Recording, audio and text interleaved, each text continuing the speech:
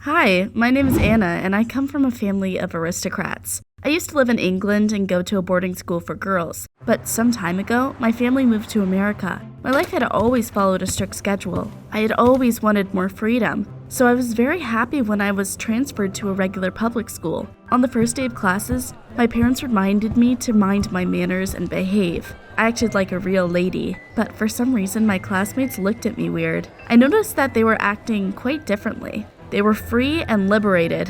It was so unusual. But the teachers praised me and immediately began to set me as an example. I was good at drawing. When the history teacher found out about it, he asked me to make a painting for the school's historical exhibition. During a break, one of my classmates called Blake suddenly approached me. He had a lot of tattoos and an unusual haircut and wore provocative clothes. I'd never talked to anyone like him, so all I could do was stare. I even forgot to mind my manners. Look at this lady. Seems like I've met an angel. His friends came up to us, laughing loudly. Talking to them was so interesting that I didn't even mind being ridiculed. I wanted to know all about their lives. It turned out that Blake and his friends called themselves a gang. They loved extreme sports, listened to heavy rock, and even drove a convertible. Blake's father was a master of sports and rally, and let him drive his car. I was delighted with my acquaintances. I wanted to be like them. When I mentioned it, Blake laughed. "You should stay in your fairy tale world. It fits you perfectly." Soon I heard my classmates discuss a party Blake's gang was throwing it the next day at a secret location.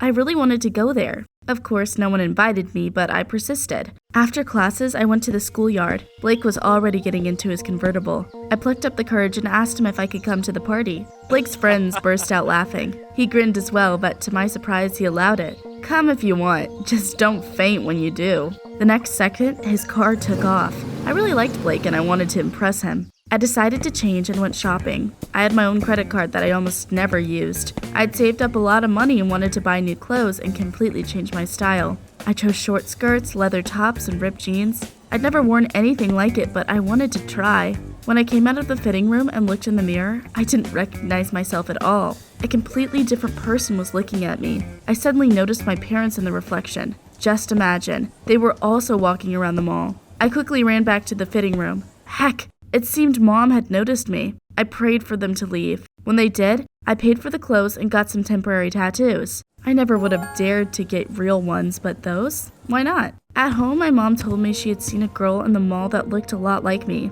except she was dressed terribly. The young people here are too wild. That was close. I quickly went to my room and looked around it. I noticed how boring it was. I was especially annoyed by the pink color surrounding me. Blake was wrong about one thing. Fairy tale world did not suit me at all. I didn't want to live in it anymore. I was about to go to bed when I remembered my teacher's request, so I had to choose what to draw and then work on the painting late at night. In the morning, I went down to the living room in my usual clothes and had breakfast with my parents. Dad offered me a ride to school. I lied and said that I wanted to walk there. I waited until my parents had left and changed into my new clothes. I applied the temporary tattoos and didn't recognize my reflection once again. I couldn't believe I was going to school looking like that. And you know what? I really went for it.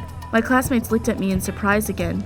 Most importantly, Blake noticed my new look. By the way, the teachers did as well. However, my look was the only thing that changed. I still laid out my textbooks carefully and was very polite to everyone, so none of the teachers scolded me. In history class, I showed my painting to the teacher. He was very pleased. He pointed out the things I could improve. You will also be telling the visitors about this historical event. A museum director, Mr. Collins, is coming to our school. We need to impress him. I promised not to let him down. I was supposed to go to a French course in the evening. I called the teacher and said I wasn't feeling well. I had better plans. After all, Blake had invited me to his party. The gang's secret place turned out to be the roof of an abandoned building. You can't imagine how cool it was. They had put pillows everywhere, a bar out of planks, and a small fire in the center. Blake turned on rock music. Everyone was having fun, frying sausages and eating fast food. I'd never tasted anything like it, but I liked it. Everything was new and unfamiliar to me. I realized I didn't want to stop at changing my clothes. I wanted to go further. I started dancing and gradually relaxed. Then I sat down next to Blake and we got to talking. He told me I should do something rebellious. "Why don't you burn the painting you made for tomorrow's exhibition?" What? Doing something like that never even occurred to me. That seems like going too far. Some rules shouldn't be broken. Blake chuckled and objected. My gang only has one rule. There are no rules. I wanted to impress him, and I was also really tired of all the stupid rules. I decided to do it. It might be hard to believe, but I burned my painting. Everyone immediately began to whistle and applaud. I got home late, I changed my clothes in the yard, and headed in. Mom immediately pounced on me and asked where I had been. I had to lie and said the first thing that came to my mind, that I had gone to the theater with a new friend of mine. Mom was surprised. To the theater? Wow, your dad and I went there too. Did you like the performance? I managed to get away with the lie, but only just. Then Mom suddenly sniffed and said I smelled like smoke. It's probably the smell from the street. The neighbors are barbecuing. I was full of adrenaline. I'd never lied to my parents so blatantly before. The next day, the history teacher asked me to see the finished painting. It felt a bit awkward. I lied and said I had ruined it by accident. The teacher demanded I speak at the exhibition anyway, and at least tell the visitors about the scene I had been drawing. During the break, I went to the dining room. I got a coffee and wandered down the hallway.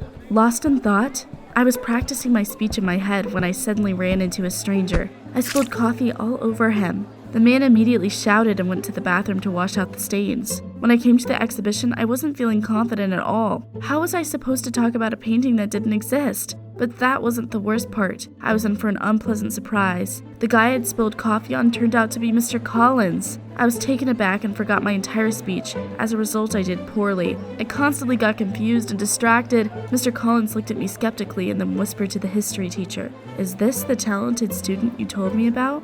On the one hand, I was upset that everything had turned out that way, but on the other hand, I was glad for once I wasn't perfect. The French course began right after classes. I was about to go, but got held up at school and was running late. As I was walking down the street, a convertible pulled up next to me. Blake offered me a ride. I agreed, and it was amazing. Blake drove the car the same way he lived. He ignored all the rules. He cut off other cars and drove around the city at a crazy speed. At some point, there was a red traffic light ahead of us. Blake slammed on the brakes, but we didn't manage to stop in time. The convertible crashed into the car in front of us. The impact wasn't very strong, but we did leave some dents. I must have had some sort of bad luck streak because the driver of the car turned out to be Mr. Collins. He saw me, turned red with anger, and said through gritted teeth, "It's you again?" He started arguing with Blake. At first I stayed silent, but then I stood up for Blake. Mr. Collins started yelling and sputtering. He almost called the police, but Blake eventually gave him money and we left. By the way, why were you in such a hurry? When I told him about the French course, Blake suggested I skip it and have fun. How could I miss such an opportunity? I called the teacher and lied about being sick again. Blake left the car in the parking lot, and we drove to a gaming club. I was surprised that Blake wasn't worried about the dent on the convertible. When I asked him about it, he just shrugged and said that he never worried about anything at all. We had a great time at the club. Then we went for a walk, and Blake showed me some cool places, abandoned buildings and beautiful streets. We lived in different worlds, but it felt like I'd known him my whole life. I came home late again. I wanted to change in the yard like last time, but Dad was standing there. So I decided to sneak into my room. As soon as I got in, there was footsteps outside the door and my mom barged in. I barely had time to throw on a long bathrobe. "Where have you been? Your French teacher called asking about your health. Anna, have you been skipping classes?" It seemed pointless to deny it, but I came up with a new lie. I said that my friend needed help, so I had gone to her place. Mom pursed her lips. "This better be the last time you're pulling something like this. You must stick to your schedule and not get distracted. What friend were you helping anyway? Do I know her?" I mumbled something unintelligible and pretended to be tired. After Mom left, I breathed a sigh of relief, changed into pajamas, and went to bed. I had almost fallen asleep when I heard someone knock on my window. My room was on the second floor. Can you imagine how scared I was? I carefully pulled back the curtain and could not believe my eyes. Blake had climbed up the drain pipe to see me. It was crazy. What if my parents saw him? Blake told me to relax and not to worry. We spent most of the night chatting. My first impression of him had been wrong. We found a lot of things to talk about. I realized I was head over heels in love, and then something else happened. Blake kissed me before he left. My heart almost jumped out of my chest. Mom wanted me to do a million things over the weekend, but Blake suggested we spend time together instead. You've probably guessed what I did already, right? I pretended to be sick so that my mom would leave me alone. I tried to act convincingly, but she still squinted suspiciously at me. In the end, she believed me, and my parents left. I immediately got out of bed, quickly packed up, and hurried to Blake. After all, we're going on a real date. Here's a little spoiler. It was a very unusual date. I'm gonna tell you about it. At first, everything was going great. We skateboarded and then went on some extreme rides at an amusement park. The last one turned out to be the scariest of them all. We got into the booth right before it started moving. Blake admitted that he had run out of money, so we went without tickets. That was when it got truly extreme. No sooner had we gone down that the cashier ran up to us. A couple of cops were hovering behind him. Blake grabbed my arm and we started running away. The cop rushed after us. It was insane. At one point we were running past a museum. Someone was coming down the stairs and I accidentally bumped into them. The man lost his balance and fell. I turned around and damn it was Mr. Collins. He choked with indignation. There was no time to apologize. We ran on and soon broke away from the cops. We stopped to catch our breath and burst out laughing. Our emotions were off the charts. Blake suddenly complimented me. He admired how quickly I was cutting loose and changing. We kissed again, but at the worst possible moment, I got a call from my mom. She asked me about my well-being and told me that they would be home soon. I had to head back at once. I managed to arrive just a couple minutes before them and jumped under the blanket without even taking my clothes off.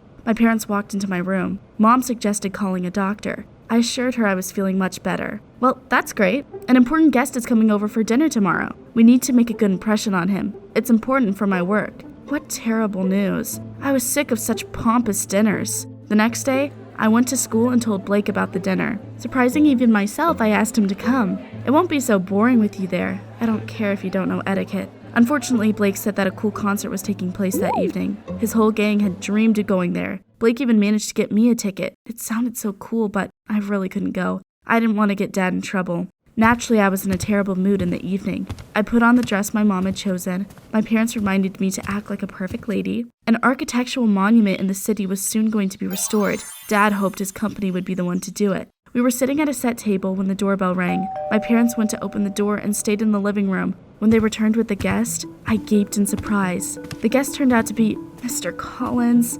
I looked completely different, so he didn't recognize me at first. However, after sitting down at the table, he even cried out in surprise. "It's you again?" My parents were confused and asked what was going on. I was hoping for a miracle, but no such luck. Mr. Collins told them about everything. My failed presentation, the wrecked car, even the cops. But worst of all, he told them about Blake. I grabbed my head. Now I was definitely finished. "You should focus on your daughter's upbringing before taking on any serious projects." He got angry and stormed out. My parents ran after him, and then I heard a commotion by the door. I decided to take a look at what was going on and froze. Blake was standing in the doorway. I barely recognized him in a suit. He had missed the concert for me. Mr. Collins was boiling with anger. He said that Dad wouldn't get the project and left. My parents guessed that Blake was the guy Mr. Collins had been talking about. "So, this is your friend." Mom realized it had been me she'd seen at the mall. I had never seen her look so furious. She told Blake to get out and leave me alone at once, but he surprised me. He politely calmed my parents down,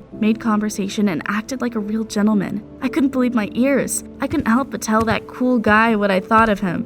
You can't pretend to be a rebel and then make small talk with my parents. Blake remained unperturbed. He said that he acted depending on the situation and that hiding your rebellious spirit was sometimes okay. That was when I found out something interesting. I know it's hard to believe, but it turned out that Blake had studied at a boarding school for boys. He transferred to our school a few years ago. I thought about his words. It seemed like I had gone a bit too far. What I had been doing didn't really feel right. Blake managed to find a common language with my parents. We convinced them that it was okay to relax sometimes. Since then, I had been in charge of my own fate and finally had time for my hobbies. By the way, I made a new painting and gave it to my history teacher as a gift. Then, Blake and I went to the museum and talked to Mr. Collins. He apologized and I asked him to give my dad another chance. It went well. Now Dad's company is restoring the architectural monument. I eventually found myself and don't go to such extremes anymore. Have you ever rebelled? Tell us in the comments down below about the craziest thing you've done.